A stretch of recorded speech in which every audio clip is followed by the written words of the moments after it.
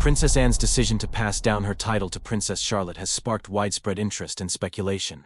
As the only daughter of Queen Elizabeth II, and one of the most dedicated working royals, Princess Anne has long been respected for her no-nonsense approach to duty. Unlike many other members of the royal family, Anne has consistently prioritized service over personal recognition, often taking on engagements without the grandeur that surrounds more senior royals. Her decision to entrust Charlotte with a prestigious title reflects not only a personal choice but also a broader shift in the monarchy's approach to succession and responsibilities. Throughout her life, Princess Anne has been a trailblazer within the royal family. She was the first British royal to compete in the Olympics, earning her a reputation as a fiercely independent and capable figure. She declined royal titles for her children, Peter Phillips and Zara Tyndall, allowing them to live relatively private lives outside the constraints of royal duty. This pragmatic attitude has defined Anne's career, making her one of the most respected and hardest-working members of the monarchy. However, her latest decision to pass on a title suggests a shift in her thinking, one that recognizes the need to invest in the next generation of royals. Choice of Princess Charlotte as the recipient of this honor is particularly significant. Traditionally, titles are either inherited by male members of the family or bestowed upon those who have reached a certain level of experience within the monarchy. Charlotte, at just 9 years old, represents a break from these conventions. By selecting her, Princess Anne is making a statement about the future of the royal family, one that embraces female leadership and acknowledges the young princess's potential. It is a decision that also aligns with Anne's own experiences. As a royal who was once second in line to the throne but was later pushed down by the birth of her younger brothers, Anne understands the complexities of royal hierarchy better than most. Her decision to pass a title to Charlotte may be her way of ensuring that the young princess is given the recognition and responsibilities that Anne herself was often denied. Speculation abounds regarding the motivations behind Anne's choice. Some believe it is a strategic move to strengthen Charlotte's role in the royal family, particularly as discussions continue about the future of the monarchy under King Charles III. With the king's health reportedly a concern, the royal family is likely considering long-term stability. By giving Charlotte a more prominent role at a young age, Anne may be helping to solidify her status as a key player in the monarchy's future. Others see the decision as a personal gesture and acknowledgement of Charlotte's natural poise and charisma, qualities that Anne herself has exhibited throughout her life. The significance of this title transfer extends beyond Charlotte and Anne. It signals a shift in the royal family's approach to preparing its younger members for duty. In the past, younger royals were often shielded from responsibility until they reached adulthood. However, in an age where public scrutiny is relentless, the monarchy is adapting by gradually integrating the next generation into its workings. Charlotte's increasing presence at royal events and her developing public image suggest that she is being groomed for a substantial role in the future. Anne's decision to bestow a title upon her could be part of this broader strategy, ensuring that she is not just a supporting figure, but a prominent member of the royal household. As with any major royal decision, there are also questions about how this will be received by the wider royal family. While King Charles III has focused on streamlining the monarchy, reducing the number of working royals, Anne's decision to elevate Charlotte suggests that the younger generation may need to take on more responsibilities sooner than expected. This move could be seen as a way of ensuring that the monarchy remains relevant and resilient in the years to come. It also raises the question of whether Charlotte's younger brother, Prince Louis, will eventually be given a similar honor, or if Charlotte is being positioned for a unique role. The public reaction to this decision has been largely positive. Many view it as a testament to Princess Anne's forward-thinking approach and her recognition of Charlotte's potential. It also reinforces the growing appreciation for female leadership within the royal family. Anne, who has often been regarded as one of the most competent royals, passing a title to Charlotte sends a powerful message about continuity and the importance of strong female figures in the monarchy. Ultimately, this decision is about more than just a title. It is about shaping the future of the British royal family. With a blend of experience, tradition, and a willingness to adapt, Princess Anne's choice could be a defining moment in how the monarchy evolves in the coming decades. Charlotte, under the guidance of her family, and with the backing of one of the most respected royals, is being given a platform that could shape her into one of the monarchy's most influential figures. The world will be watching closely to see how this young princess grows into the role that has been so carefully entrusted to her. Princess Charlotte's rising role in the British monarchy is becoming an increasingly significant topic of discussion among royal watchers and the public alike. As the second child of Prince William and Catherine, the Princess of Wales, she holds a unique position within the royal family. Despite being only 9 years old, Charlotte has already demonstrated a remarkable ability to engage with the public, carry herself with poise during official engagements, and embody the values of the monarchy. Unlike previous generations, where younger royals often remained in the background during their early years, Charlotte has been given a more visible role, appearing at major royal events alongside her parents and older brother, Prince George. Charlotte's personality and confidence have distinguished her from a young age. She has been seen correcting her older brother's posture at royal events, guiding her younger brother, Prince Louis, through official ceremonies, and even displaying a natural ease when interacting with the public. Her presence at Queen Elizabeth II's funeral in 2022 was particularly telling, dressed in black and wearing a small diamond horseshoe brooch, in tribute to her great-grandmother. She carried herself with dignity beyond her years. This moment solidified her growing importance within the monarchy, as she represented the younger generation of royals during one of the most historic events in recent memory. One of Charlotte's most remarkable qualities is her ability to blend the discipline expected of a royal with a natural charm that endears her to the public. She is often compared to her late grandmother, Princess Diana, for her warmth and relatability. Unlike the reserved nature of some past royal children, Charlotte appears comfortable in the spotlight, waving confidently to crowds and interacting with those around her. Her ease with public attention suggests that she is already being groomed for a more significant future role within the royal institution. Given that Prince William and Catherine have taken a modern approach to parenting, balancing royal responsibilities with a relatively normal upbringing, Charlotte is benefiting from a careful and deliberate preparation for her future. The British monarchy has undergone significant transformations in recent years, and Charlotte's role reflects this evolution. With King Charles III's reign marking a period of transition, there is a growing focus on ensuring that the next generation of royals is well equipped to take on their duties. Charlotte, being fourth in line to the throne, may not be expected to rule, but her position as a senior royal is cemented. If Prince George ascends to the throne in the future, Charlotte could play a vital role similar to Princess Anne's by offering steadfast support to her brother, while maintaining a portfolio of her own royal engagements and patronages. Charlotte's education is also a crucial aspect of her development. She currently attends Lambrook School, an institution known for its focus on both academics and extracurricular activities. Her curriculum includes subjects such as foreign languages, history, and public speaking, all of which will be invaluable in her future role. Reports indicate that she is already fluent in Spanish, an impressive skill that will serve her well in international diplomacy and engagements. The emphasis on a well-rounded education ensures that she is prepared for the complex world of royal duties while maintaining a connection to the broader global community. Public perception of Charlotte has been overwhelmingly positive. Her behavior at public events, from the Platinum Jubilee celebrations to Christmas services at Sandringham, has reinforced her image as a composed and engaging young royal. She has demonstrated a willingness to embrace tradition, while also bringing a youthful energy that the monarchy needs in an era where public support is more crucial than ever. As the royal family navigates modern challenges, including shifting attitudes toward the institution, Charlotte represents a bridge between tradition and contemporary expectations. While it is still too early to predict Charlotte's exact role in the future, her trajectory suggests that she will play an increasingly important part in shaping the monarchy.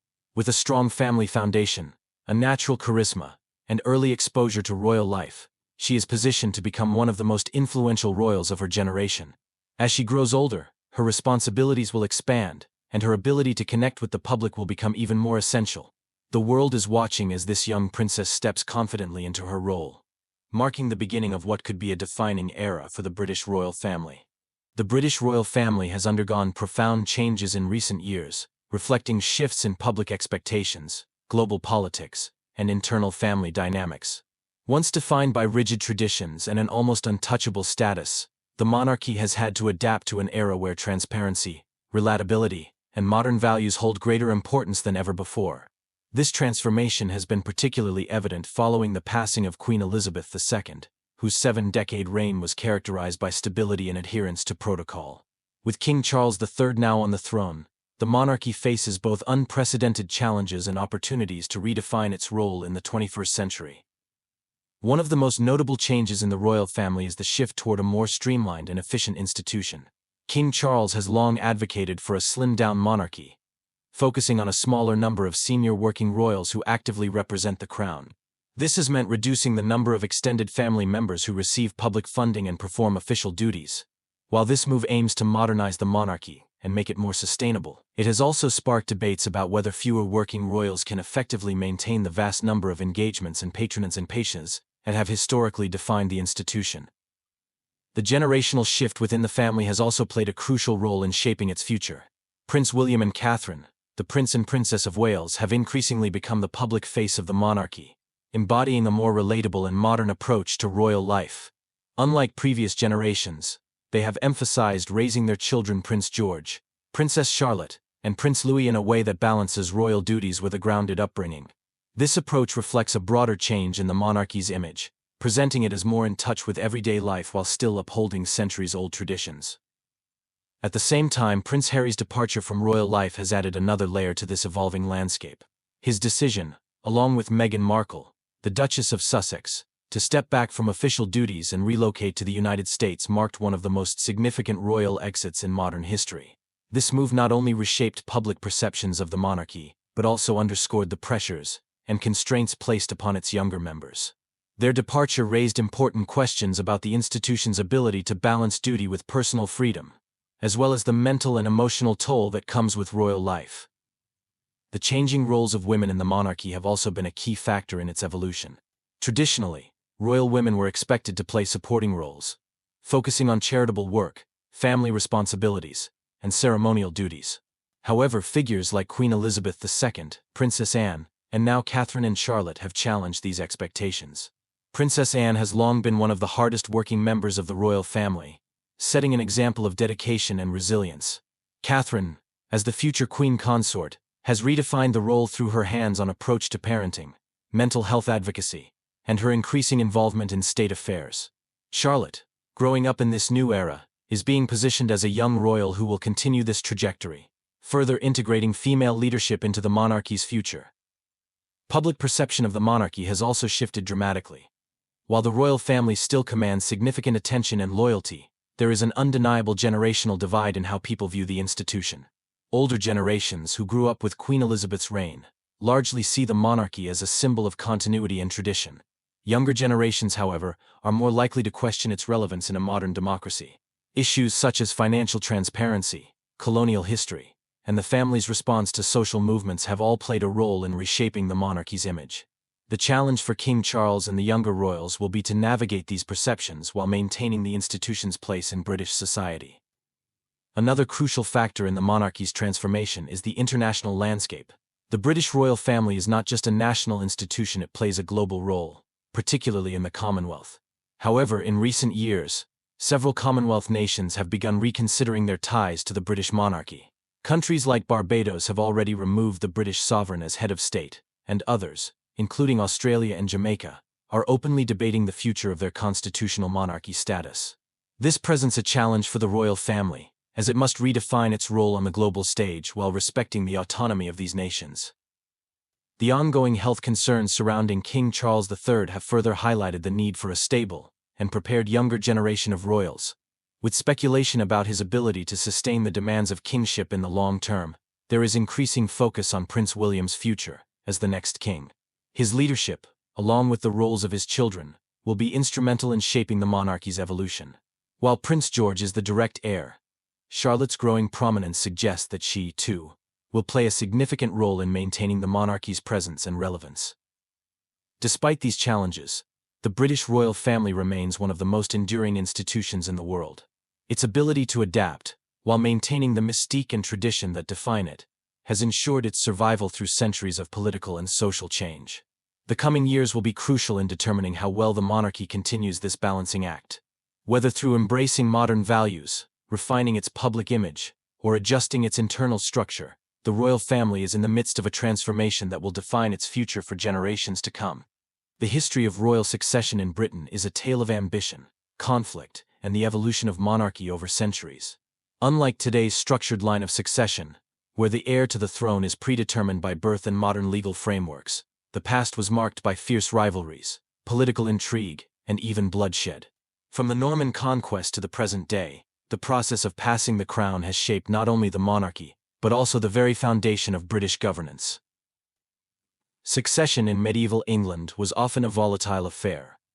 When William the Conqueror seized the English throne in 1066, He set a precedent for future rulers' power was not simply inherited, it had to be secured.